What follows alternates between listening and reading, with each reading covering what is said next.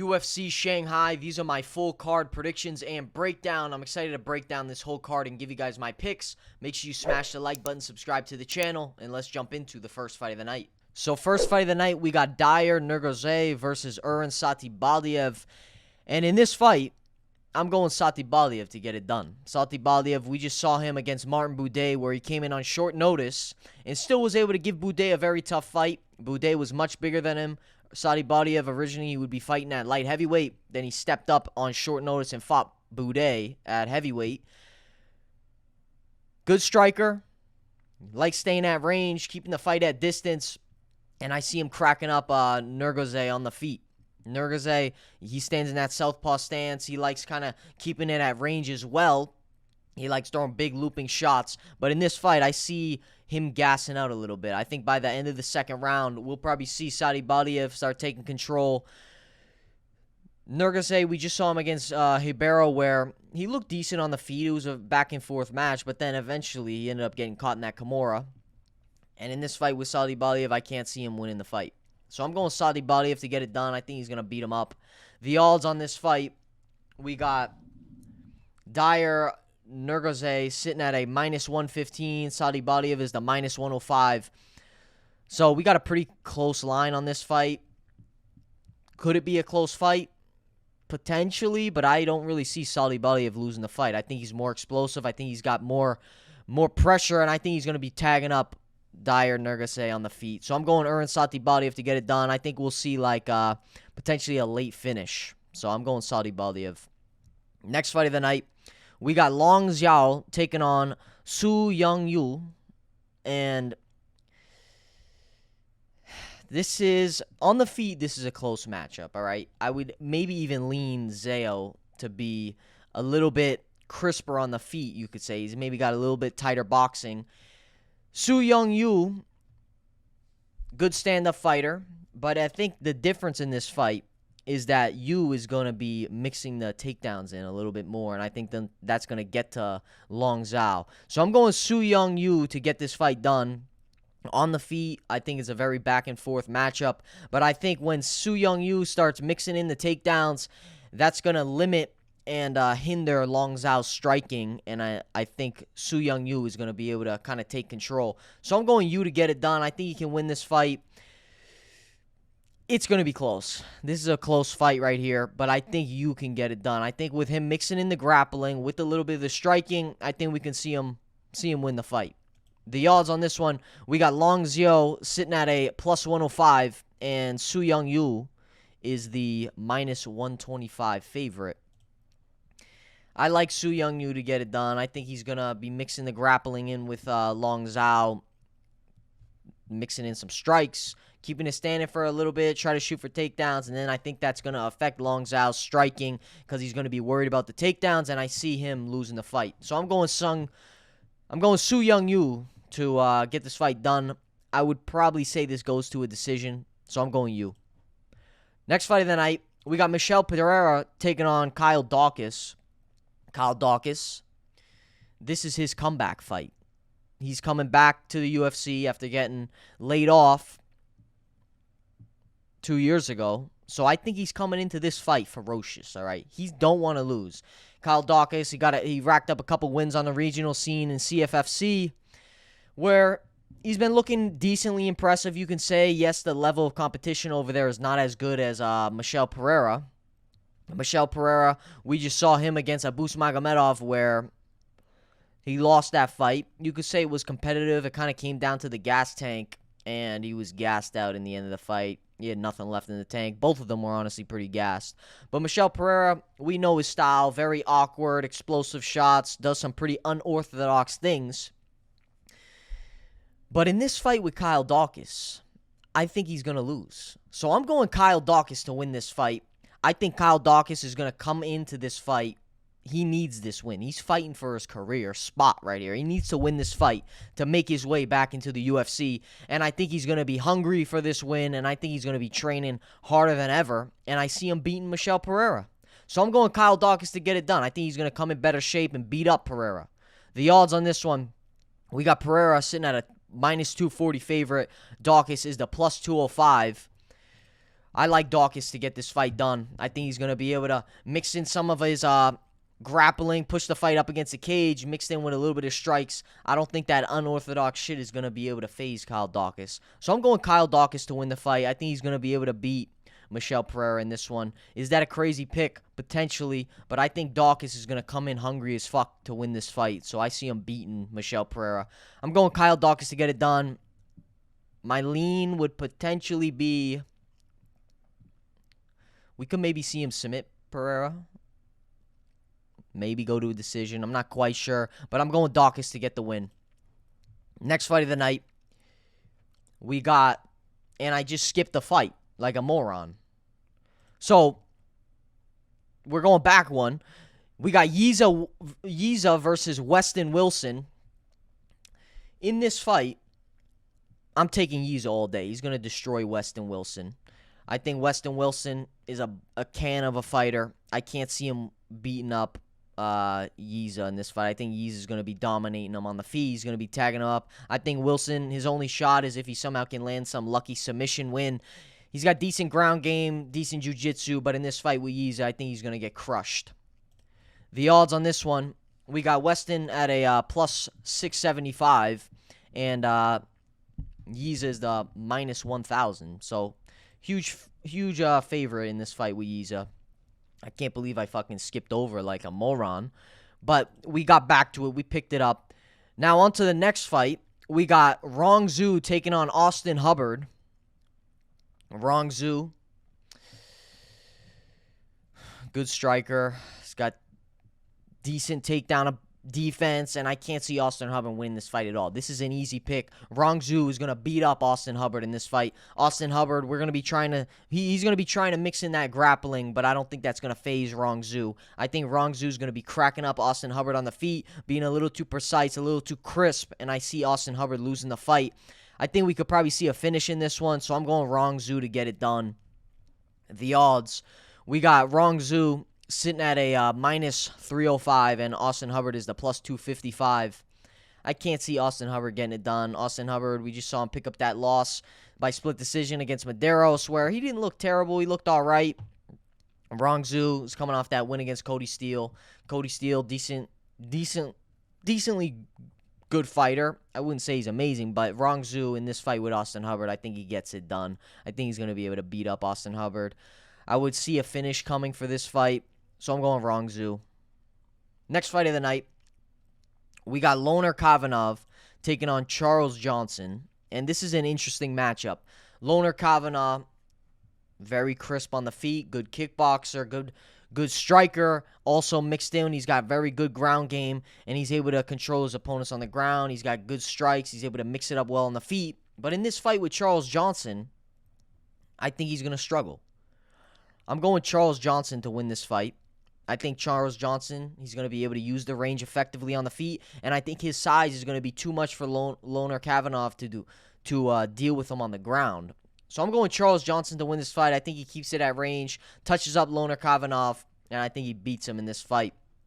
The odds, we got L.Kavanagh sitting at a minus 258, and Charles Johnson is the plus 218. Charles Johnson, I think, gets this fight done. I like Charles Johnson's striking. I like the way he mixes it up on the feet. We did see him just lose to Temirov, but I can't write him off just because of that loss. L.Kavanagh, I can't see him winning the fight. Yes, he's scary on the feet. Yes, he's been looking like he's a potential prospect. But in this fight with Charles Johnson, I think Johnson's going to be able to shut him down, beat him up on the feet. I probably see it going to a decision. Probably going to be a close back-and-forth fight, but I think Charles Johnson is going to get the better of him. So I'm going Charles Johnson to win this fight by a decision. Next fight of the night, we got Maheshate taking on Gage Young. And Maheshate, decent striker. Pretty decent striker. I wouldn't say he's anything crazy impressive, but in that fight with Moto, we kind of just saw him staying at range, able to slightly touch up Moto on the feet. Gage Young is coming off that loss against Evan Elder, where he gave a decently competitive fight, but he was just getting control a little bit. He was getting cracked up on the feet. Gage Young in this fight, He's going to be trying to press forward, use that pressure, and try to break Maheshate in this fight. He's probably going to be trying to use the wrestling. But I think Maheshate is going to win this fight. I'm going Maheshate to win. I think Maheshate. Hopefully I'm saying the name right. Maheshate. Something like that. But Maheshate, I think he wins this fight. I think he's going to be able to tag up Gage Young on the feet. I think he's going to be able to use that range, keep it standing, use the distance, tag him up with some 1-2s, and bust him up. So I'm going Maheshate to get it done. The odds, we got Maheshate sitting at a plus 115, and Gage Young is the minus 135. I think Maheshate wins this fight. I like him to win. I think he's going to be able to get the better of Gage Young. So I'm going Maheshate to win this fight. Next fight of the night, we got Nueraji taking on Crosbie. Easy fight to call. Nueraji should be able to dominate Crosbie. I think he's going to be able to crack him up on the feet, hit him with some huge shots, and I can't really see Crosbie mixing in that wrestling too well. Nurgozhay, I think he's got decent enough ground to stop any takedowns coming from Crosbie. I think Crosby's going to be getting cracked up on the feet. Crosbie, I think he sits a little square when he's standing on the feet, and I think he's going to be open for some big straight shots coming down the center, and I think Nurgozhay is going to be able to do exactly that. I think he's going to be able to bust up Crosbie on the feet.